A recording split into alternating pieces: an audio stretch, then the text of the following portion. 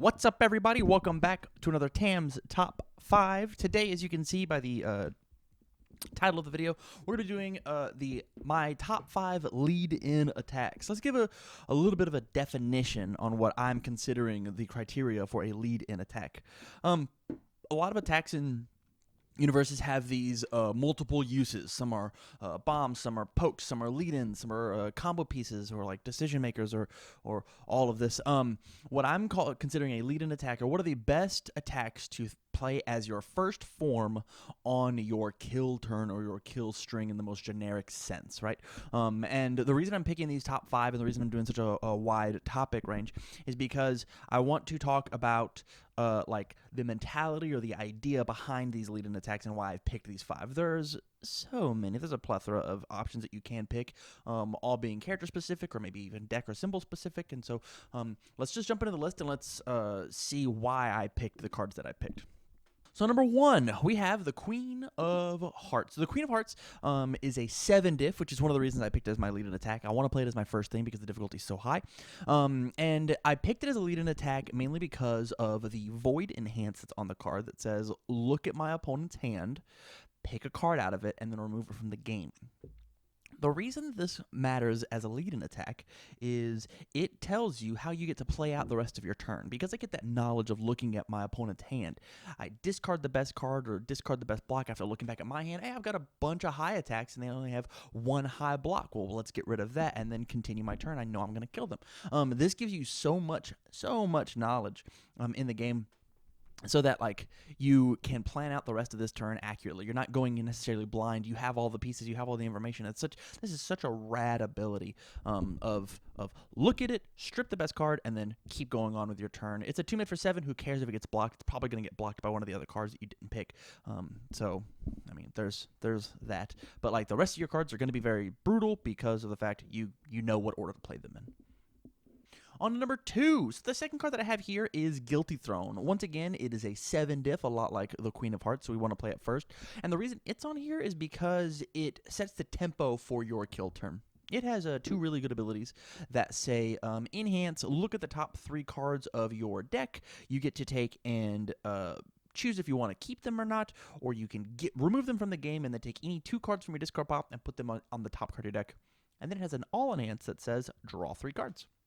So as any character with the all symbol, you take the 2 best bombs, 2 best finishers, 2 best mid-range combo-y piece attacks from your discard pile, and you throw them on top of your deck, and then you draw 2 and then a random card. And those two cards in conjunction with Guilty Throne being a 6 mid for 7, meaning that I have to deal with it, it's probably just going to kill you. You get to play really big attack strings, and you know exactly what they are. Your opponent does get to know what they are, but you've drawn 2 more attacks, like guaranteed. Plus, like, let's say we're a 6-hander, right? I played this card. I probably sculpted 2 more attacks, so I've got 3 guaranteed 5 attacks coming on. I wouldn't be playing this unless I know I could pass them all. And so, like, this just sets up a guaranteed attack turn unless your opponent has something pretty gnarly like breaker or whatnot in order to go in. But this is the card that I want to play as my first form on the turn in order to get the most value out of it. Number 3, we have Hyper Bomb. So Hyper Bomb is probably the haziest lead-in attack exclusive. I think Hyper Bomb is one of the most versatile attacks in the game. It is accurately statted. It's got a good difficulty. It's a 5. It checks a 3. It's got 5 damage, which is nothing to sneeze at. It's got a good block. It's a 2 high. Stun 2 is great to open up your opponent to make sure those other later attacks get in there. And then it's got a rad enhance. Enhance if this attack is not blocked to draw 1 card. What this says is that they have to interact with it. Normally, the time that we have to play these lead-in attacks to play these big strings, some engagement, some attacking has happened back and forth.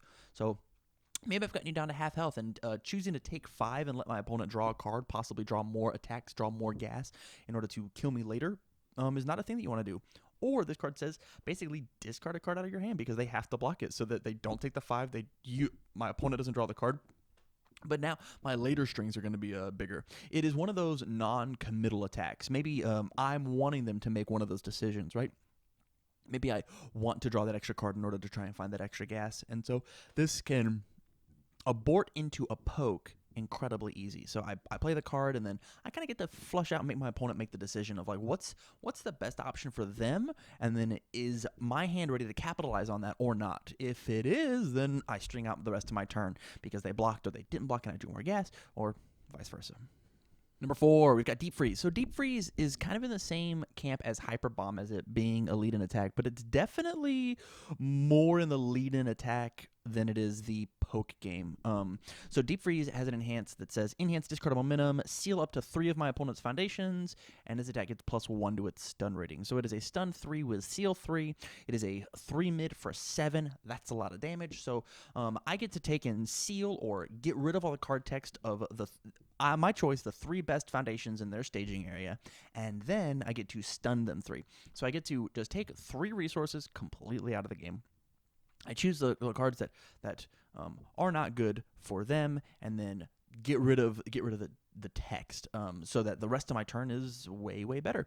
Plus, this card has 7 damage, which is like a third of most 7-handers' life, so this is just another card they have to deal with. So they have to block this card. Yeah, it's a little slow with 3 mid, but that means that the rest of my turn is really good, and it has stun 3, and it has seal 3, and very good lead in attack. Just really sets up the cadence of the rest of your kill turn.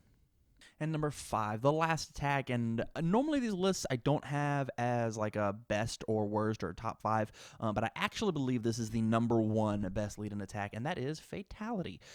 Fatality is a 0 difficulty, 1 mid block, 0 mid for 0, so it does no damage, and the reason I believe it is such a good lead in attack, is the best lead in attack, is the fact that it is so non-committal when it comes to the difficulty. You cannot fail this check. It's not possible as your first form. It is not possible to stop this thing. Like, it's a beautiful play with this is to like play the Hunt for Spiders and Dragons and then play Fatality. You can't fail the Fatality. You get to flip the best card they have. You respond, remove any number of cards out of the discard pile. Maybe they have a Punch and Judy engine, or they have a way to pick cards up out of their discard pile. You just can stop that real fast, and then it has a static on it that says. Oh, my apologies. It has a response on it after you play this card. Discard it, and then the static says that you can't play enhance abilities during this attack, so my opponent can't. So I get to play all my cool things like control the staging area, draw extra cards, search my deck, do a couple deadlock things, and then my opponent can't respond, so they can't negate my things, they can't seal any of my cards, they can't destroy any of my cards. They get to literally do nothing. They get to sit there and watch me play universes, and they get to do nothing. They don't get to do anything. And so it's a really good setup card in order to make sure that I guarantee the success of the rest of my turn. Maybe I've got some foundation control, and I need to blow up or seal one of those other cards. Not to mention, this card clears itself from the card pool, goes to my momentum to be used as an additional resource, an additional bullet on an attack later, like, I don't know, something like a Deep Freeze or something along those lines, or a Forbidden Moonset or something like that. Something that is one of my bombs later. So it was a beautiful lead-in attack. It's set up. It guaranteed that the rest of my turn is going to go smoothly, and then it becomes extra fuel later. Fantastic. Thank you very much, guys, for watching this TAM's Top 5. If you liked the video, please make sure that you like, share, subscribe, especially share it into your local play groups. We got a lot of new people coming into the Universes game, so if you want to get better, want to get more information, make sure that you find us out on Facebook. You subscribe for the YouTube stuff, as well as support us out on Patreon. If you have any ideas for TAM's Top 5s, leave them down in the comments down below. I'd love to hear from you guys. So with that, stay learned.